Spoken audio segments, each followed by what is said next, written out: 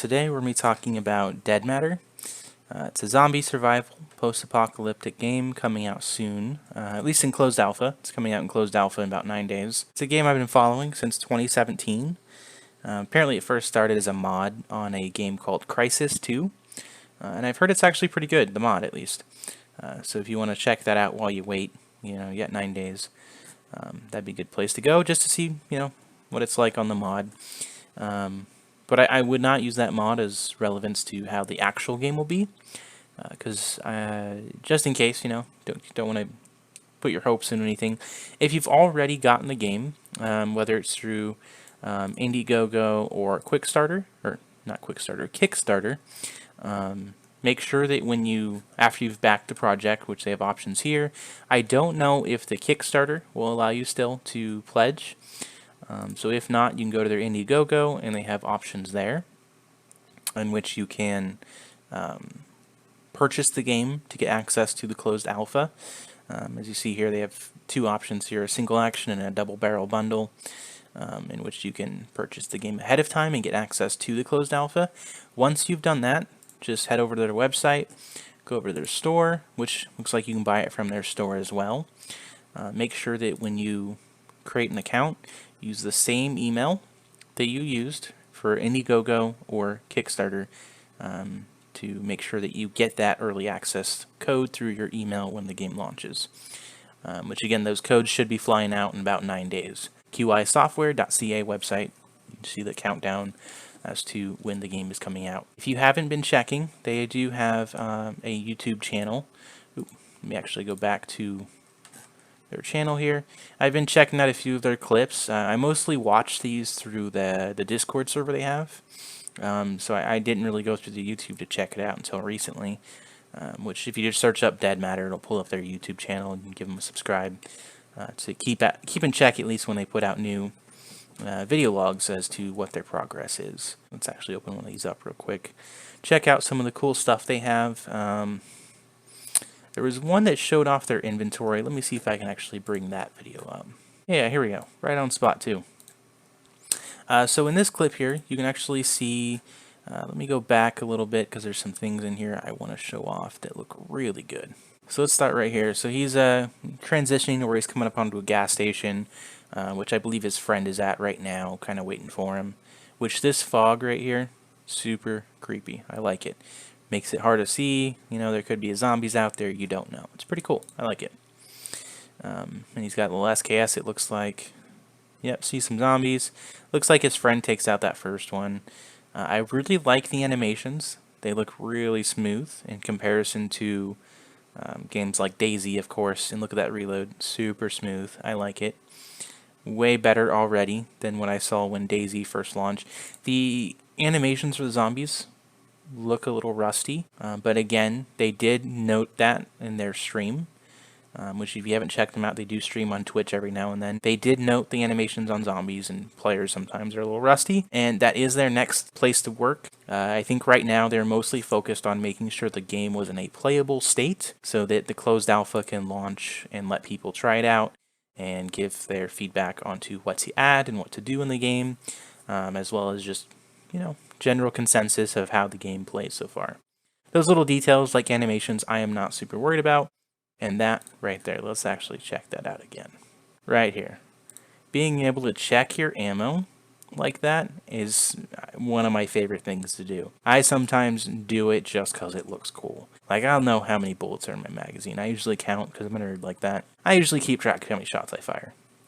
And I'll have it memorized. I'll be like, oh, I got 31 bullets. And then I'll start firing. Like, okay, now I've only got 20. But I still do this just because it looks so dang smooth. Look at that. It looks so cool just to check your bullets like that. It would be awesome to do that. And that's actually topic right there. How he killed those zombies. But how he kills these zombies right here. Boom.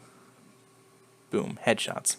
I like that. I hope that when the game comes out in closed alpha, zombies cannot just be sprayed down in a few taps to the chest or something. I want it to be where you have to get headshots. Like, if you spray them down, you're going to waste a lot of bullets. I want you to have to be able to get those headshots. I want that realism.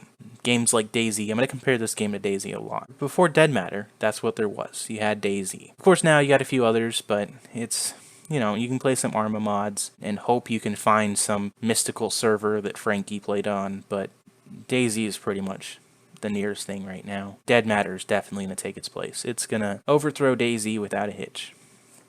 But yeah, realism like that, I'm really looking forward to it. I hope that that's a common thing that they have. And right there, I don't know if you guys caught that. Let's go ahead and back that up real quick. Right there. He doesn't put in a whole nother magazine. He's only used up a couple bullets. I believe, in fact, he was down to 6 bullets. And instead of putting in a whole magazine, he only loaded 4 shots. I really like that.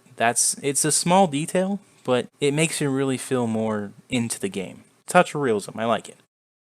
And another thing is, again, bringing up DayZ, I really hope this game doesn't have just M4s lying everywhere, piles of bullets, you know, like in DayZ. Back when that game first launched, you'd walk into a building and you'd open the refrigerator and there you go. M4, 200 bullets, you're good to go. Maybe you loot a bed. Boom, M4 under the bed, couple hundred rounds in the baby's crib. Like it was depressing. I mean, the chaos was fun. It didn't scratch that itch. You really wanted a zombie survival, and that was not a zombie survival. It was more of just who found the most M4s and how many people they had in that town finding those M4s to kill you. It wasn't what I was looking for. But this game, like here, let's actually pause right here. This is the inventory system I was talking about. Like it looks so clean. Like DayZ, I think, tried doing something like this. Again, this is more of Tarkov's looting system, where you have little grayed out areas, and if you find something, you kind of have to explore it first. So look right here. You see that you know there's stuff there, but you don't know what it is. You have to explore it first. And I really like that idea that you have to kind of look through it first. You can't just open it up, grab everything, and leave. You have to actually look through it to find those items, you know? I think that's really cool. It helps organize things too. Like right here, at the bottom of his boots here, I don't know if this is his boots that has a limit. I don't think so, because that's a lot of weight for boots. But I think that's his overall weight limit. So that is pretty cool. There is a limit weight-wise of what you can carry. That kind of brings back those Fallout memories of trying to stuff in bobby pins as much as you can. Until they finally fixed them when they didn't wear like a pound each. So that's... or Skyrim, where you kill a dragon, and now you gotta carry dragon bones and walk a mile because you can't fast travel. I really hope that's really clean, though, then it's not where you keep hitting that weight limit and it keeps becoming an issue. But it does keep people from carrying around a crap ton of stuff, you know? You can't carry around like 3 guns and 300 rounds for each of them. It's just not worth it anymore. It's very organized, you know? And of course you just have your whole character's figure there. It's pretty cool. And then down here you have your tool belt. And it looks like the tool belt's locked, so I guess that means that's something you always have. Which, that's good. I like that. Maybe that means people can't loot it. I don't know. I see they have I'm guessing that's blood. I'm not sure what that is. Oh, water. Okay, I see it's a canteen. I couldn't tell first. That's a canteen. Maybe I'm just stupid, but that's a canteen. And that's food. Obviously, it's a can of beans or something. The lungs, I'm assuming, means stamina. Although that would be cool if it meant your overall health. You know, like maybe there's a sickness in the game that turns you into a zombie that you can catch from being attacked by zombies, and if it goes red, you know, you start coughing more, maybe alert zombies more. Players can hear you coughing. You know, I don't know. That'd be pretty cool. Then I guess temperature here, so hot and cold makes a difference. Which he looks pretty warm, so I don't think temperature would be a problem with him. He's wearing a hoodie. With death, I'm pretty sure people, as far as what I can tell, at least on the Discord, when you die, you can become a zombie, and people can kill you, and your loot would still be on you, and they could loot your body and be like, oh, this was definitely a zombie that used to be a player, and they'd be able to kill you and take your stuff, and I think that's pretty cool. But I don't want death to be super punishing in this game. I mean, I know it's a roguelite game, so I mean, the whole point of it's death to be punishing. But I don't want it so punishing that it's like, how to explain this? Kind of like Tarkov, I guess, where you fall behind and then people who have M4s with drum mags are just in every other round you play, and you're trying to run around with a Makarov and you're just not sure where to go, and you're just hiding in a bathroom corner waiting for them to leave, and I don't know. I just don't want it to be like that. Again, it comes back to that PvP focus. I don't want it to be PvP focused. I want the zombies to be a threat. I want there to be actual survival needs in this game where you have to find food, you have to find shelter, hide from zombies. There's zombie hordes, and zombies are a real threat. I don't want people to be guns blazing because they're afraid of the zombies. I want that. Oh, here. Okay. So this is what I was talking about with looting wise. I don't, I mean, again, this could just be some survivor's car who was decked out and ready for the end of the world. I don't want to be able to open a box and boom, I got a Glock with a red dot, flashlight, 5 magazines, first aid kit, and duffel bag. I don't want to play the game for 5 minutes, stop at a gas station, and bam, I'm looted, and oh, and here we go. I'm looted and I'm good to go. Again, this is probably just put in there preemptively for their video. As I see here, there's 2 radios, 2 people. I'm guessing they just kind of want to show this stuff off. But in the actual game, I don't want to, unless I'm like in a military base looting some military tier crap, I don't want to be opening stuff up at a gas station and finding an ammo box with military grade headphones and an M416. I don't want to be finding that. I feel like that kind of ruins the game in the sense that you have to go out and look for this stuff, and that weapons aren't easy to find. Because I feel like the more easier they make it to find ammo and guns, the more quickly people get to the end game aspect where they just want to go around and kill people. It doesn't keep that survival feeling. Okay, that right there is pretty cool. Let's actually look at that real quick. Watch when he puts that duffel bag on. Should be here in a second. I just noticed this. This is really cool. Look at that. It kind of wobbles around. I like that. I'm hoping it does that when he moves around. I don't think he plays in the third-person camera ever. I don't even know if there is a third-person camera, actually. Oh, here we go. We can see him shoot the M416 a little bit. Let's check that out. So there's another player there, it looks like, or something. He's wearing some sort of face mask. Doesn't have a gun, it looks like. So, oh, there we go, third person. Yeah, the bag kind of wobbles around. I like that. I mean, that's maybe too much wobbling for me, but that's still pretty cool. Okay. Again, bringing up DayZ. Anytime you are alone and you find 2 players, and one of them tries to walk over to one of your sides, I'm just going to spoil it now for you. You're about to die. Okay, anyways, base building is going to be an aspect in this game. Let's go ahead and pull that up, actually. They have a video here that shows a bit of the base building right here. So their base building is mostly going to be finding structures you like, and you kind of just inhabit the structure. You board up the windows, maybe board up a doorway, place some stuff around, like storage containers, which I really like. Because if you played Arma and played the DayZ mod, a lot of people just build giant towers and sit a mile away, but they make sure they're in view range of the majority of the popular spawn points. And after you spawn in with nothing but a rotten banana and a can of peaches, they just take you out. They're sitting a mile away with a Barrett 50, and they just one-tap you real quick and then keep watching Netflix. And I feel like that really ruins the game. It's not very fun. Having to spawn in and just hear 50 caliber shells landing around you as some guy a mile away is sitting in a really tall tower that doesn't want you walking around in that street in particular. It really ruins the game in my opinion. I think they posted another video. He kind of moved around some stuff right here, and I really liked how he did it. So he kind of picks up this duffel bag and he's carrying it in his hands and he loads it onto a car. That is pretty cool. How he loads it onto a car. And then this is really cool too. He puts down the ladder, climbs up it, and then grabs the bag back. That's really cool. I really like that aspect of the game. You can kind of move stuff around and base build a little bit.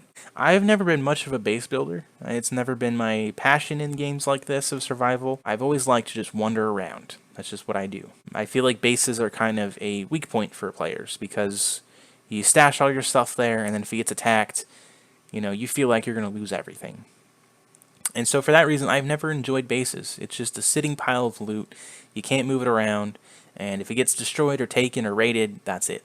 So for me, what I see here is a duffel bag to put loot in. And I would use that ladder and hide the duffel bag up here or something. And then I would keep wandering around.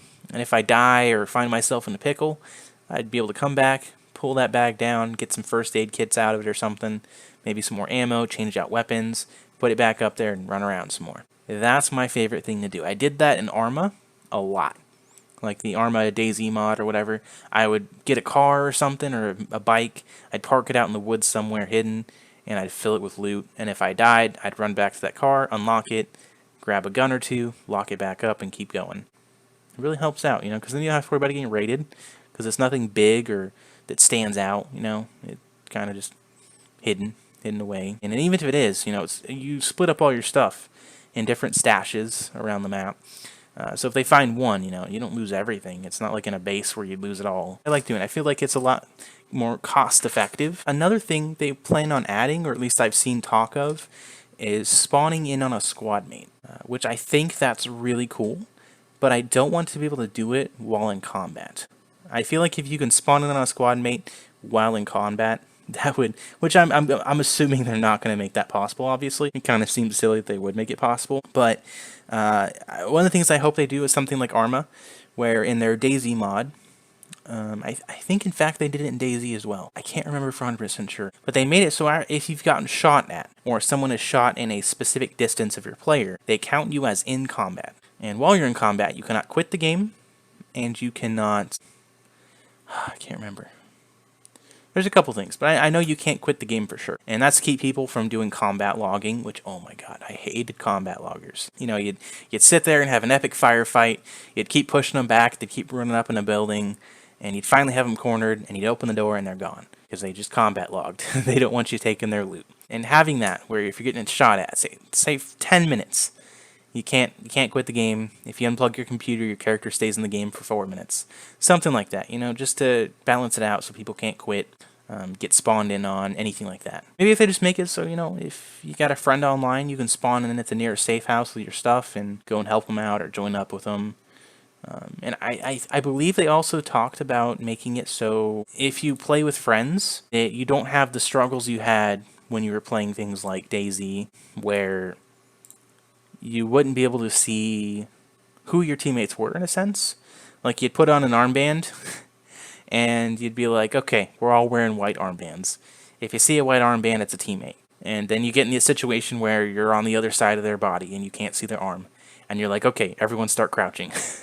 You know? And it struggles, because during a firefight, you know, if you don't know where your teammates are, it leads to a lot of mistakes. Like in Tarkov, you know, you're like telling everyone to jump. And you have that one teammate who's just like, what? What's going on? What's going on? And you just have to pull the trigger because you're about to get shot, you feel like, you know? You see them turn it, look at you, and you're like, okay, pulling the trigger.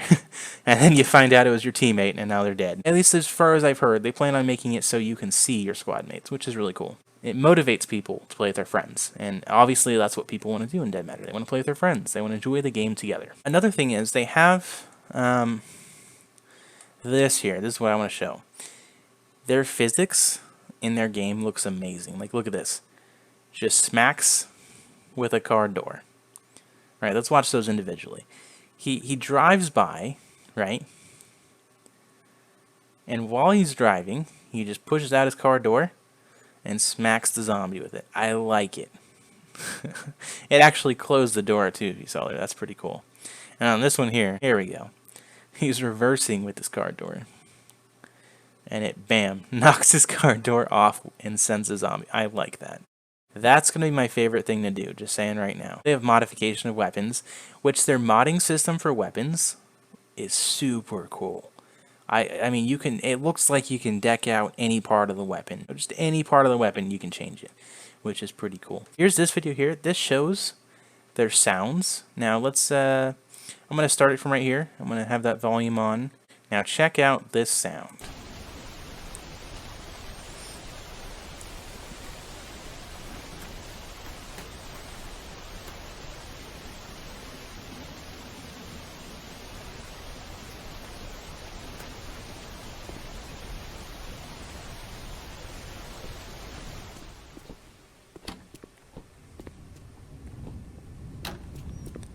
Now that is super smooth. Let me go back to that transition real quick from outside to inside. A lot of games are lacking in this special sound effects. Watch. It just fades away, but you can still hear it outside. The thunder, the rain, and I love the rain in real life, so in games when it rains and it sounds good like this, I love it. It's my favorite thing. Oh, and look at that, you can see it streaking on the window.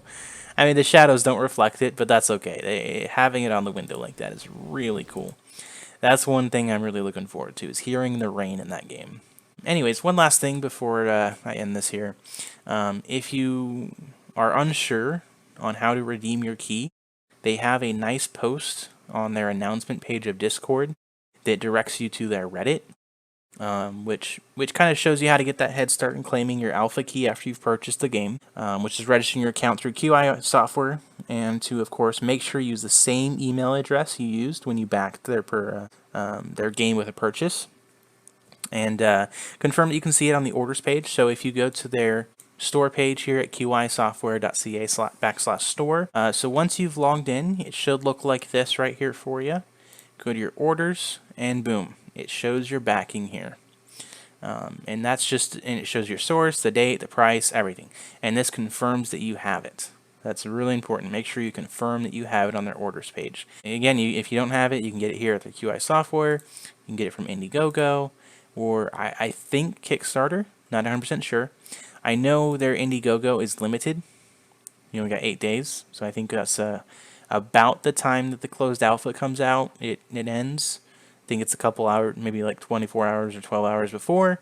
But yeah, you can get it here for a limited time. Get it from Kickstarter or their actual QIsoftware.ca/store website. And if you have trouble, which of course they have a contact page here, they have a Discord, and they have an email.